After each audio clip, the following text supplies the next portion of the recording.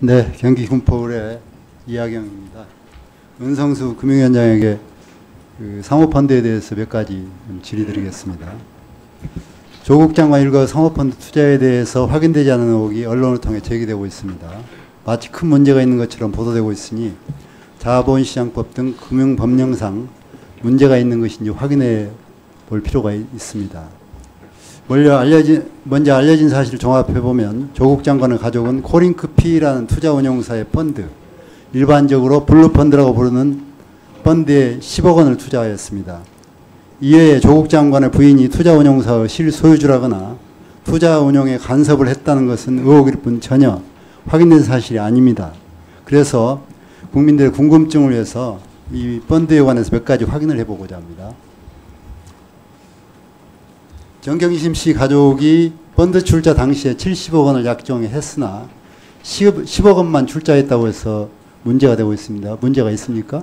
그거는 문제가 없다고 지난번 말씀을 드렸습니다. 예. 그다음 장관의 자녀 둘은 3억 5천만 원을 약정하고 실제로 5천만 원만 출자했다고 합니다. 자본시장법상 최저 출자 한도가 3억 원이기 때문에 법 위반이라는 주장이 있었는데 이건 3억 원 출자는 약정 기준으로 판단하기 때문에 자본시장법상 합법적인 거 아닙니까? 예, 그 지난번에 말씀드렸습니다. 예. 장관의 부인이 펀드를 특정 기업에 투자하도록 했다는 의혹이 나오고 있는데 아직 확인된 것은 없지만 만약 사실이라고 하더라도 처벌이 가능합니까? 만약에 그렇게 되면은 그걸 막지 못한 GP가 책임을 져야 될 것 같습니다.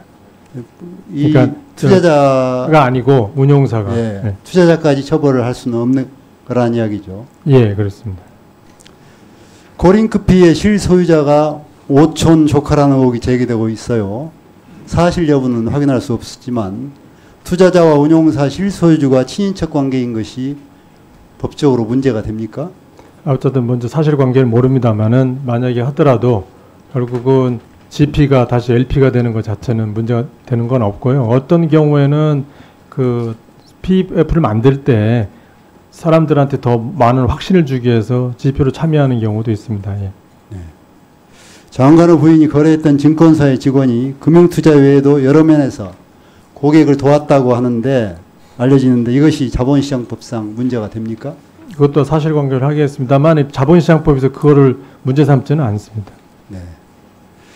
코링크피가 참여한 컨소시엄이 서울 지하철 공공 와이파이 사업에 참여했었는데 추후에는 계약이 해제되었다고 합니다. 여러 가지 문제로.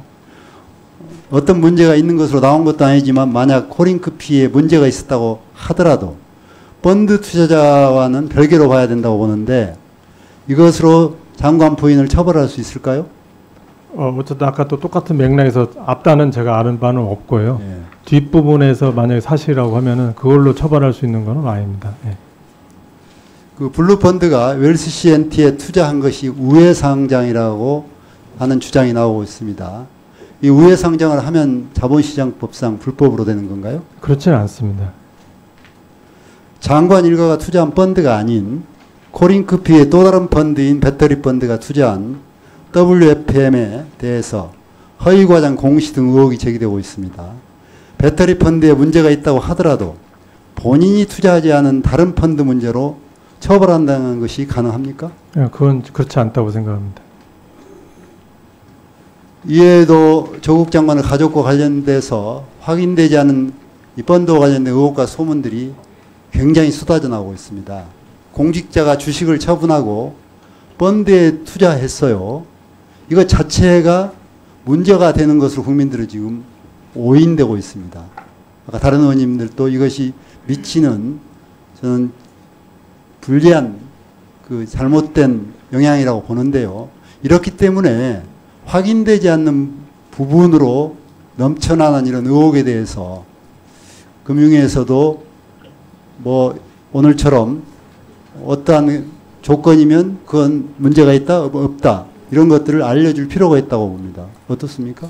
지난번 청문회 과정에서도 이야기했고 또 대정부질 말씀드려서 일반적인 건 말씀드렸고 지금 야당 의원이 말씀하신 사실관계는 저희가 사실 조사할 수 있는 부분이 없어서 검찰 결과가 나오면은 좀 명확하게 한번 다 사실관계 바탕을 가지고 할 수 있는 기회가 한번 있을 거로 생각을 합니다. 예, 감사합니다.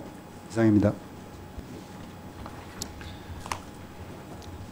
다음 김정훈 위원님 질의 순서입니다.